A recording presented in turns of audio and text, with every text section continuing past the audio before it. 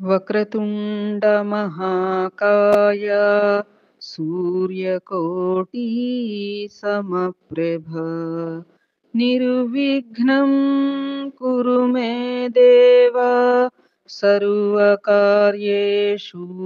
సర్వదా గురు బ్రహ్మా గురుర్విష్ణు గురుర్దేవో మహేశ్వరః గురు సాక్షాత్ పరబ్రహ్మ తస్మై శ్రీ గురవే నమః. శరదా శరదాంభోజ వదనా వదనాంబుజే సర్వదా సర్వదాస్మాకం సన్నిధిః సన్నిధిం క్రియాత్. ఓం గం గణపతయే నమః. సద్గురవే నమః. శ్రీ మహాసరస్వత్యై నమః. ముందుగా ధ్యానం చేసుకుందామా అమ్మవారిది. శ్రీ విద్యాం పరిపూర్ణమేరు శిఖరే బిందు త్రికోణే స్థితాం వాగీశాది సమస్త భూత జననీం మంచే శివకారకే కామాక్షీం కరుణారసార్ణవమయీం కామేశ్వరాంకస్థితాం కాంతాం చిన్మయ కామకోటినిలయాం శ్రీ బ్రహ్మ విద్యాం భజే. శ్రీమాత్రే నమః. ఓం నమః శివాయ. ఏకాంబర సహిత కామాక్షీదేవ్యై నమః. మనము ఈ రోజు నుంచి మూక పంచశతి చిట్ట చివరి శతకమైనటువంటి మందస్మిత శతకాన్ని ఆరంభించుకోబోతున్నామమ్మా. మొట్టమొదటి శతకమైనటువంటి ఆర్యా శతకం రీత్యా మనం అమ్మవారి దివ్య వైభవాన్ని వర్ణిస్తూ చెప్పినటువంటి 101 శ్లోకాల గురించి తెలుసుకున్నాం. తర్వాత రెండవ శతకమైన పాదారవింద శతకం ద్వారా అమ్మవారి యొక్క పాదాల సౌందర్య వర్ణన గురించి చక్కగా చదువుకున్నాం. మూడవ శతకమైనటువంటి స్తుతి శతకం ద్వారా కామాక్షీదేవి యొక్క లీలల్ని స్తుతిస్తూ చెప్పబడినటువంటి 102 శ్లోకాలు చక్కగా చెప్పుకున్నాం. నాలుగవ శతకమైనటువంటి కటాక్ష శతకం రీత్యా అమ్మవారి యొక్క కటాక్షాలని, ఆ యొక్క దివ్య వర్ణనని చక్కగా చెప్పబడినటువంటి 101 శ్లోకాలు కూడా మనం విన్నాం. ఇంకా మిగిలినటువంటి 5వ శతకమైన మందస్మిత శతకాన్ని నేటి నుంచి మనం ఆరంభించుకోబోతున్నామమ్మా. మందస్మిత శతకం అంటే అమ్మవారి యొక్క చిరునవ్వుని వర్ణిస్తూ 101 శ్లోకాలు మూకశంకరుల వారిచే చెప్పబడినాయి. అవన్నీ కూడా మనం పారాయణ చేసుకుందాం. గం గణపతయే నమః. సద్గురవే నమః. శ్రీ ఏకాంబరేశ్వర సహిత కామాక్షీదేవ్యై నమః. బధ్నీమో వయమంజలిం ప్రతిదినం బంధచ్చిదే దేహినాం కందర్పాగమతంత్రమూల గురవే కళ్యాణకేళీ భువే కామాక్ష్యా ఘనసారపుంజరజసే కామద్రుహశ్చక్షుషాం మందారస్తబక ప్రభామదముషే మందస్మిత జ్యోతిషే. శ్రీమాత్రే నమః. సధ్రీచే నవమల్లికాసు మనసాం నాసాగ్రముక్తామణేః ఆచార్యాయ మృణాలకాండమహసాం నైసర్గికాయ త్విషే స్వర్ధున్యా సహయుధ్వనే हिमरुचेरर्धासनाध्यासिने कामाक्ष्या स्मितमञ्जरी धवलिमाद्वैताय तस्मै नमः। कर्पूरद्युतिचातुरीमतितरामल्पीयसीं कुर्वती दौर्भाग्योदयमेव संविदधती दौशाकरीणां त्विषाम् क्षुल्लानेव मनोज्ञमल्लिनिकरान् फुल्लानपि व्यञ्जति कामाक्ष्या मृदुलस्मितां सुलहरी कामप्रसूरस्तु मे। श्रीमात्रे नमः।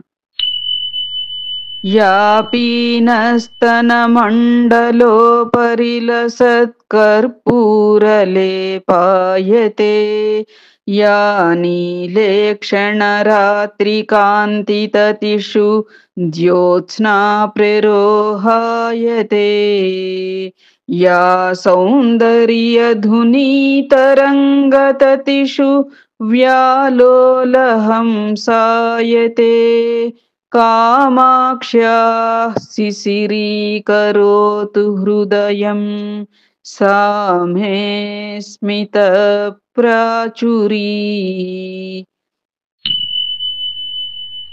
येषां गच्छति पूर्वपक्षसरणिं कौमुद्वतस्वेतिमा येषां सन्ततमारुरुक्षति तुलाकक्ष्यां शरच्चन्द्रमाः येषामिच्छति कम्बुरप्यसुलभामन्तेव सत्प्रक्रियाम् कामाक्ष्या ममतां हरन्तु मम ते हासत्विषामं कुराः। श्रीमात्रे नमः।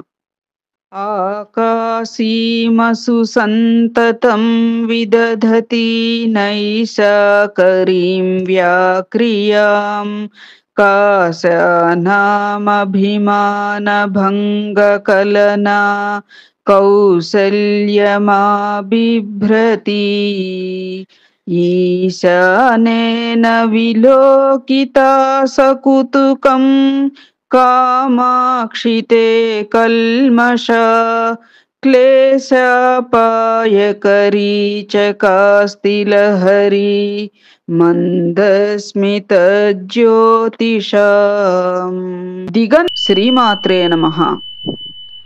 आरूढस्य समुन्नतस्तनतटी साम्राज्यसिंहासनं कन्दर्पस्य विभोर्जगत्रयजयप्राकट्यमुद्रानिधेः यस्याश्चामरचातुरीं कलयते रश्मिच्छटा चञ्चला सा मन्दस्मितमञ्जरी भवतु नः कामाय कामाक्षिते।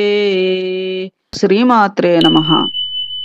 शम्भोर्या परिरम्भसम्भ्रमविधौ नैर्मल्यसीमानिधिः गैर्वाणीवतरङ्गिणी कृतमृदुस्यन्दां कलिन्दात्मजाम् कल्माषीकुरुते कळङ्कसुषमां कण्ठस्थलीचुम्बिनीं कामाक्ष्याः स्मितकन्दली भवतु सा कल्याणसन्दोहिनी। श्रीमात्रे नमः।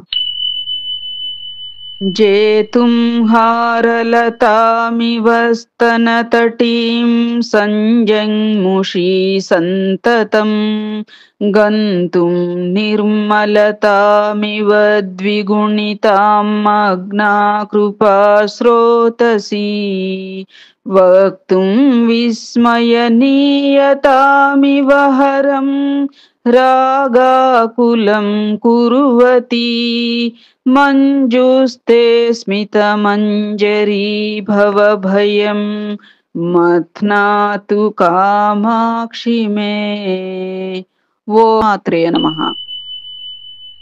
श्वेतापि प्रकटं निशाकररुचां मालिन्यमातन्वती सीतापि स्मरपावकं पशुपतेः संधुक्षयन्ती सदा स्वाभाव्यादधराश्रितापि नमतामुच्चैर्दिशन्ती गतिम् कामाक्षि स्फुटमन्तरा स्फुरतु नस्त्वन्मन्दहासप्रभा।